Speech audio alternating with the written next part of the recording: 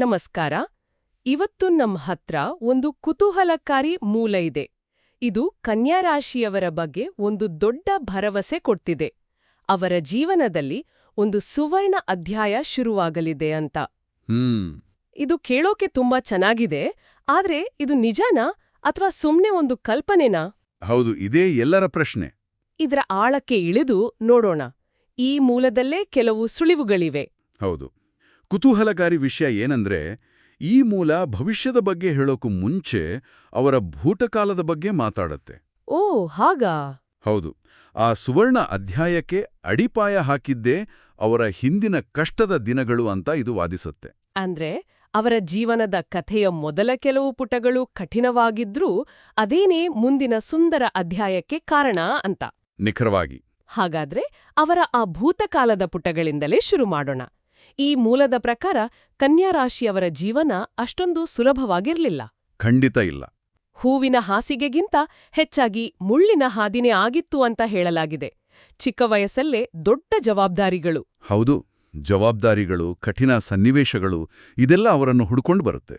ಇದು ಅವರ ವ್ಯಕ್ತಿತ್ವದ ಮೇಲೆ ಹೇಗೆ ಪರಿಣಾಮ ಬೀರುತ್ತೆ? ಆ ಅನುಭವಗಳೇ ಅವರ ವ್ಯಕ್ತಿತ್ವದ ಅಡಿಪಾಯ. ಬೇರೆಯವರು ಆಟ ಆಡೋ ವಯಸ್ಸಲ್ಲಿ ಇವರು ಜೀವನದ ಪಾಠ ಕಲ್ತಿರ್ತಾರೆ.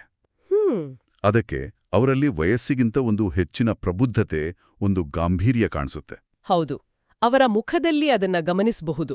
ಮತ್ತೆ ಇವರು ಭೂಮಿಯ ರಾಶಿಯಲ್ವಾ, ಸೊ ಸಹಜವಾಗಿಯೇ ಇವರಲ್ಲಿ ತಾಳ್ಮೆ, ವಾಸ್ತವದ ಅರಿವು ಜಾಸ್ತಿ. ಆ ಕಷ್ಟಗಳು ಈ ಗುಣಗಳನ್ನ ಇನ್ನಷ್ಟು ಗಟ್ಟಿ ಮಾಡುತ್ತೆ.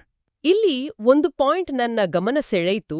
ಅವರು 100% ಎಫರ್ಟ್ ಹಾಕಿ ಕೆಲಸ ಮಾಡಿದ್ರು, ಕೆಲವೊಮ್ಮೆ ರಿಸಲ್ಟ್ 0 ಬರುತ್ತಂತೆ. ಹೌದು, ಇದು ತುಂಬಾ ಸತ್ಯ. ಇದು ಯಾರನ್ನೇ ಆದ್ರೂ ಕುಗ್ಗಿಸ್ಬಿಡುತ್ತೆ. ಆದ್ರೆ ಇವ್ರು ಆ ಹತಾಶೆಯಿಂದ ಬೇಗ ಹೊರಬರ್ತಾರೆ ಅಂತ ಈ ಮೂಲ ಹೇಳುತ್ತೆ. ಅದು ಹೇಗ್ ಸಾಧ್ಯ? ಅದಕ್ಕೆ ಕಾರಣ ಅವರ ವಿಶ್ಲೇಷಣಾತ್ಮಕ ದೃಷ್ಟಿಕೋನ. ಅಂದ್ರೆ ಅವರು ಸೋಲನ್ನು ಪರ್ಸನಲ್ ಆಗಿ ತಗೊಳ್ಳಲ್ಲ. ಬದಲಾಗಿ ಇದು ಯಾಕೆ ಹೀಗಾಯ್ತು, ಎಲ್ಲಿ ಮಿಸ್ಟೇಕ್ ಆಯ್ತು, ನೆಕ್ಸ್ಟ್ ಟೈಮ್ ಏನ್ ಸರಿ ಮಾಡ್ಬೋದು ಅಂತ ಅನಾಲಿಸಿಸ್ ಮಾಡ್ತಾರೆ. ಓ, ಸೋಲನ್ನ ಒಂದು ಪಾಠದ ತರ ನೋಡ್ತಾರಾ? ಎಕ್ಸಾಕ್ಟ್ಲಿ. ಅದೊಂದು ಡೇಟಾ ಪಾಯಿಂಟ್ ಅಷ್ಟೇ ಅವ್ರಿಗೆ. ಅದಕ್ಕೆ ಅವರು ಬಿದ್ರೂ ಅಲ್ಲೇ ಉಳಿಯಲ್ಲ, ಇನ್ನಷ್ಟು ಸ್ಟ್ರಾಂಗ್ ಆಗಿ ಮೇಲೆದ್ದು ಬರ್ತಾರೆ. ಆ ಪುಟಿದೇಳುವ ಗುಣವೇ ಅವರ ನಿಜವಾದ ಆಸ್ತಿ. ಖಂಡಿತ. ಆದ್ರೆ ಇದೇ ಅನಾಲಿಸಿಸ್ ಮಾಡೋ ಸ್ವಭಾವವೇ ಕೆಲವೊಮ್ಮೆ ಅವರಿಗೆ ಮುಳು ಆಗುತ್ತಲ್ವಾ? ಎಲ್ಲದರ ಬಗ್ಗೆ ಓವರ್ ಥಿಂಕಿಂಗ್. ಹೌದು, ಎಲ್ಲರನ್ನೂ ಅನುಮಾನದಿಂದ ನೋಡೋದು. ಇದರ ಬಗ್ಗೆ ಮೂಲ ಏನಾದ್ರೂ ಹೇಳುತ್ತಾ? ಖಂಡಿತ ಹೇಳುತ್ತೆ. ಇದು ಅವರ ವ್ಯಕ್ತಿತ್ವದ ಇನ್ನೊಂದು ಮುಖ. ಹಿಂದೆ ಅವರು ಮನಸಾರೆ ನಂಬಿದವರಿಂದಲೇ ದೊಡ್ಡ ಮೋಸ ಆಗಿರುತ್ತೆ. ಆ ಗಾಯಗಳು ಅವರ ಮನಸ್ಸಲ್ಲಿ ಆಳವಾಗಿ ಬೇರೂರಿರುತ್ತೆ. ಹಾಗಾಗಿ ಹೊಸದಾಗಿ ಯಾರನ್ನಾದ್ರೂ ನಂಬೋಕೆ ಅವರಿಗೆ ತುಂಬಾ ಸಮಯ ಬೇಕು. ಇದು ಅವರ ವೀಕ್ನೆಸ್ ಅನ್ಬೋದಾ? ವೀಕ್ನೆಸ್ ಅನ್ನೋದಕ್ಕಿಂತ ಅದೊಂದು ಪ್ರೊಟೆಕ್ಟಿವ್ ಶೀಲ್ಡ್, ಒಂದು ರಕ್ಷಣಾತ್ಮಕ ಕವಚ. ಸರಿ. ಆದ್ರೆ ಒಮ್ಮೆ ಅವರು ನಿಮ್ಮನ್ನ ನಂಬಿದ್ರೆ ಅವ್ರಿಗಿಂತ ನಿಷ್ಠಾವಂತ ಸ್ನೇಹಿತ ಸಿಗೋಕೆ ಸಾಧ್ಯವೇ ಇಲ್ಲ. ಹೊರಗಿನಿಂದ ನೋಡೋಕೆ ಕಠಿಣವಾಗಿ ಕಂಡ್ರೂ ಅವರ ಹೃದಯ ಬೆಣ್ಣೆ ತರ ಅಂತ ಈ ಬರಹ ಹೇಳುತ್ತೆ. ಇದೊಂದು ರೀತಿ ದ್ವಂದ್ವ ವ್ಯಕ್ತಿತ್ವ ಅಲ್ವಾ?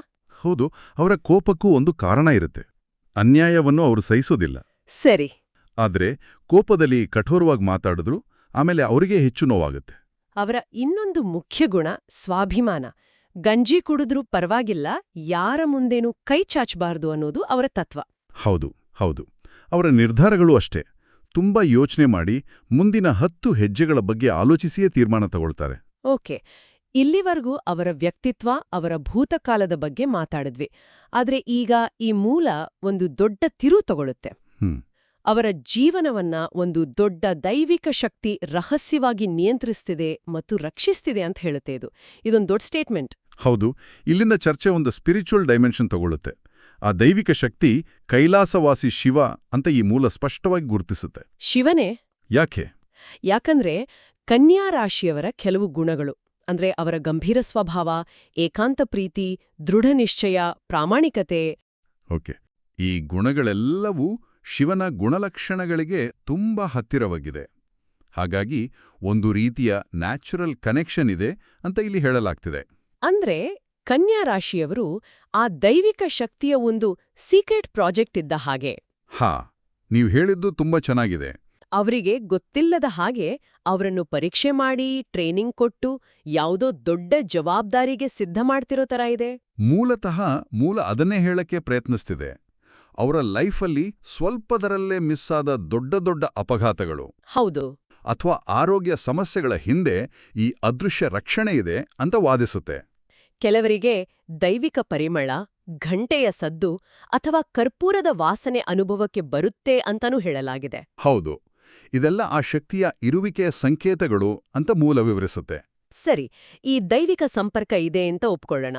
ಹಾಗಾದ್ರೆ ಆ ಸುವರ್ಣ ಅಧ್ಯಾಯ ಶುರು ಮಾಡೋಕೆ, ಈ ಅನುಗ್ರಹವನ್ನ ಪೂರ್ತಿಯಾಗಿ ಪಡೆಯೋಕೆ ಏನ್ ಮಾಡ್ಬೇಕು? ಮೂಲ 2 ಸ್ಪಷ್ಟವಾದ ಮಾರ್ಗಗಳನ್ನ ಸೂಚಿಸುತ್ತೆ. ಓಕೆ, ಯಾವುದು ಅದು?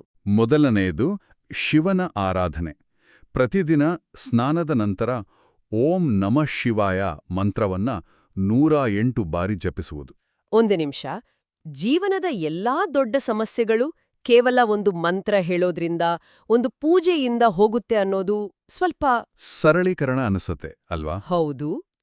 ಇದರ ಹಿಂದೆ ಬೇರೆನಾದ್ರೂ ಆಳವಾದ ಅರ್ಥ ಇದೆಯಾ? ಅತ್ಯುತ್ತಮ ಪ್ರಶ್ನೆ. ಇದು ಕೇವಲ ಒಂದು ಧಾರ್ಮಿಕ ಕ್ರಿಯೆ ಅಲ್ಲ, ಇದೊಂದು ಮಾನಸಿಕ ಶಿಸ್ತು ಅಂತ ಮೂಲಸೂಚ್ಯವಾಗಿ ಹೇಳುತ್ತೆ. 108 ಅನ್ನೋ ಸಂಖ್ಯೆಗೆ ಜ್ಯೋತಿಷ್ಯದಲ್ಲಿ ವಿಶೇಷ ಸ್ಥಾನವಿದೆ. ಓಂ ನಮಃ ಶಿವಾಯ ಮಂತ್ರದ ವೈಬ್ರೇಷನ್ಸ್ ನಮ್ಮ ಮನಸ್ಸನ್ನ ಒಂದು ಫೋಕಸ್ಡ್ ಸ್ಟೇಟ್ಗೆ ತರಲು ಸಹಾಯ ಮಾಡುತ್ತೆ. ಓ, ಸೈಂಟಿಫಿಕ್ ಆಗಿ? ಹೌದು. ಇದು ಹೊರಗಿನ ಶಕ್ತಿಯನ್ನ ಆಹ್ವಾನಿಸೋದರ ಜೊತೆಗೆ ನಮ್ಮ ಒಳಗಿನ ಶಕ್ತಿಯನ್ನ ಜಾಗೃತಗೊಳಿಸುವ ಒಂದು ಪ್ರಾಸೆಸ್. ಇದೊಂದು ರೀತಿ ಮೈಂಡ್ಫುಲ್ನೆಸ್ ಎಕ್ಸಸೈಸ್ ಇದ್ದಾಗೆ. ಓಕೆ, ಇದು ಮೊದಲನೇ ದಾರಿ. ಇನ್ನು ಎರಡನೇದು ಯಾವುದು? ಎರಡನೆಯದು ಮತ್ತು ಮೂಲದ ಪ್ರಕಾರ ಅತ್ಯಂತ ಮುಖ್ಯವಾದದ್ದು ಕುಲದೇವತೆಯ ಪೂಜೆ. ಕುಲದೇವತೆ? ಹೌದು. ಶಿವನ ಸಂಪೂರ್ಣ ಅನುಗ್ರಹ ಸಿಗ್ಬೇಕಾದ್ರೆ ಮೊದಲು ಕುಲದೇವತೆಯ ಅನುಗ್ರಹ ಬೇಕೇ ಬೇಕು ಅಂತ ಈ ಬರಹ ಒತ್ತಿ ಹೇಳುತ್ತೆ. ಶಿವನ ಅನುಗ್ರಹಕ್ಕೂ ಕುಲದೇವತೆಯ ಪೂಜೆಗೂ ಏನ ಸಂಬಂಧ? ಯಾಕೆ ಅದು ಅಷ್ಟು ಇಂಪಾರ್ಟೆಂಟ್? ಮೂಲ ಇದಕ್ಕೊಂದು ಸುಂದರವಾದ ರೂಪಕ ಬಳಸುತ್ತೆ. ಕುಲದೇವತೆ ಅನ್ನೋದು ನಮ್ಮ ವಂಶವೃಕ್ಷದ ಬೇರು. ವಂಶವೃಕ್ಷದ ಬೇರು? ಹೌದು. ಶಿವ ಇಡೀ ಬ್ರಹ್ಮಾಂಡದ ಶಕ್ತಿ, ಆಕಾಶದಿಂದ ಸುರಿಯೋ ಮಳೆ ಇದ್ದಾಗೆ. ಆದ್ರೆ ಆ ಮಳೆ ನೀರನ್ನ ಮರ ಸರಿಯಾಗಿ ಹೀರ್ಕೊಳ್ಬೇಕಾದ್ರೆ ಅದರ ಬೇರುಗಳು ಗಟ್ಟಿಯಾಗಿರ್ಬೇಕು. ವಾವ್! ಕುಲದೇವತೆ ನಮ್ಮ ಅಸ್ತಿತ್ವದ ಮೂಲ, ನಮ್ಮ ಬೇರು. ಮೊದಲು ಆ ಬೇರನ್ನ ನಾವು ಬಲಪಡಿಸ್ಕೊಂಡಾಗ ಮಾತ್ರ ಮೇಲೆ ಬರೋ ದೈವಿಕ ಶಕ್ತಿಯನ್ನ ನಾವು ಪೂರ್ತಿಯಾಗಿ ಸ್ವೀಕರಿಸೋಕೆ ಸಾಧ್ಯ. ಈ ವಿವರಣೆ ವಿಷಯವನ್ನ ತುಂಬಾ ಸ್ಪಷ್ಟಪಡಿಸ್ತು. ಹಾಗಾದ್ರೆ ಕುಲದೇವತೆಯನ್ನ ಪೂಜಿಸೋಕೆ ಏನಾದ್ರೂ ನಿರ್ದಿಷ್ಟ ವಿಧಾನ ಇದೆಯಾ? ಇದೆ. ಕುಲದೇವತೆಗಳಿಗೆ ಅಮಾವಾಸ್ಯೆಯ ದಿನ ಅತ್ಯಂತ ಪ್ರಿಯವಾದ ದಿನ ಅಂತ ಹೇಳಲಾಗಿದೆ. ಓಕೆ. ಅಂದು ಅವರ ಶಕ್ತಿ ಹೆಚ್ಚಾಗಿರುತ್ತಂತೆ. ಹಾಗಾಗಿ ಪ್ರತಿ ಅಮಾವಾಸ್ಯೆಯಂದು ನೈವೇದ್ಯ ಅರ್ಪಿಸಿ ಪೂಜಿಸೋದ್ರಿಂದ ಆ ಬೇರು ಬಲಗೊಳ್ಳುತ್ತೆ ಅಂತ ವಿವರಿಸಲಾಗಿದೆ. ಸರಿ, ಹಾಗಾದ್ರೆ ಈ ಎರಡೂ ಶಕ್ತಿಗಳ ಅಂದ್ರೆ ಶಿವ ಮತ್ತು ಕುಲದೇವತೆಯ ಆಶೀರ್ವಾದ ಸಿಕ್ಕ ಮೇಲೆ ಕನ್ಯಾ ರಾಶಿಯವರ ಜೀವನದಲ್ಲಿ ಏನೆಲ್ಲ ಬದಲಾವಣೆಗಳನ್ನ ನೋಡ್ಬಹುದು?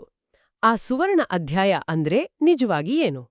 ಇಲ್ಲೇ ಗಮನಿಸಬೇಕಾದ ಅಂಶ ಅಂದ್ರೆ ಇದು ಶೂನ್ಯದಿಂದ ಯಶಸ್ಸಿನ ಸೃಷ್ಟಿಸಲ. ಬದಲಿಗೆ ಅವರಲ್ಲಿ ಈಗಾಗಲೇ ಇರೋ ಸಾಮರ್ಥ್ಯವನ್ನ 100 ಪಟ್ಟು ಹೆಚ್ಚಿಸುತ್ತೆ. ಆ ಮುಳ್ಳಿನ ಹಾದಿಯಲ್ಲಿ ನಡೆದಿದ್ದಾರಲ್ಲ, ಅದೇ ಅವರ ಯಶಸ್ಸಿಗೆ ಕಾರಣ ಆಗುತ್ತೆ. ಅಂದ್ರೆ ಅವರ ಕಠಿಣ ಪರಿಶ್ರಮಕ್ಕೆ ದೈವಿಕ ಅದೃಷ್ಟ ಸೇರ್ಕೊಂಡ ಹಾಗೆ. ಪರ್ಫೆಕ್ಟ್. ಅವರ ತಾಳ್ಮೆ, ಅವರ ವಿಶ್ಲೇಷಣಾತ್ಮಕ ದೃಷ್ಟಿಕೋನ, ಇವುಗಳೇ ಅವರ ಆಯುಧಗಳು. ದೈವಿಕ ಅನುಗ್ರಹವು ಆ ಆಯುಧಗಳಿಗೆ ಶಕ್ತಿ ತುಂಬೋ ಕೆಲಸ ಮಾಡುತ್ತೆ ಅಷ್ಟೇ. ಇದರ ಫಲಿತಾಂಶಗಳು ಹೇಗಿರುತ್ತೆ? ಒಂದು ಸಂಪೂರ್ಣ ಪರಿವರ್ತನೆ. ಮೊದಲಿಗೆ ಆರ್ಥಿಕ ಸ್ಥಿತಿ ಸುಧಾರಿಸುತ್ತೆ. ಹಣಕಾಸಿನ ಸಮಸ್ಯೆಗಳು? ಹೌದು. ಹಣದ ಹರಿವು ಹೆಚ್ಚಾಗುತ್ತೆ. ಅನಗತ್ಯ ಖರ್ಚುಗಳು, ಆಸ್ಪತ್ರೆ ಖರ್ಚುಗಳು ಕಂಟ್ರೋಲ್ಗೆ ಬರುತ್ತೆ. ಕುಟುಂಬದಲ್ಲಿ ವರ್ಷಗಳಿಂದ ಇದ್ದ ಮನಸ್ತಾಪಗಳು ದೂರವಾಗಿ ಶಾಂತಿ ನೆಲೆಸುತ್ತೆ. ಎಲ್ಲಕ್ಕಿಂತ ಮುಖ್ಯವಾಗಿ ಮನಸ್ಸಿಗೆ ನೆಮ್ಮದಿ ಸಿಗುತ್ತೆ. ಹೌದು, ಅದು ಕೋಟಿ ಕೊಟ್ಟರೂ ಸಿಗಲ್ಲ. ನಿಜ. ಈ ಮೂಲದಲ್ಲಿ ಒಂದು ಸಾಲು ಇದೆ, ಹಿಂದೆ ಅವರನ್ನು ನೋಡಿ ಅಪಹಾಸ್ಯ ಮಾಡಿದವರೇ ಸಲಹೆ ಕೇಳಿಕೊಂಡು ಅವರ ಬಳಿ ಬರ್ತಾರೆ ಅಂತ. ಖಂಡಿತ. ಅವರೊಳಗಿನ ಗುಪ್ತ ಪ್ರತಿಭೆ, ಅವರ ಆತ್ಮವಿಶ್ವಾಸ ಹೊರಬರುತ್ತೆ. ಅವರು ಕೈ ಹಾಕಿದ ಕೆಲಸದಲ್ಲಿ ಯಶಸ್ಸು ಕಾಣ್ತಾರೆ.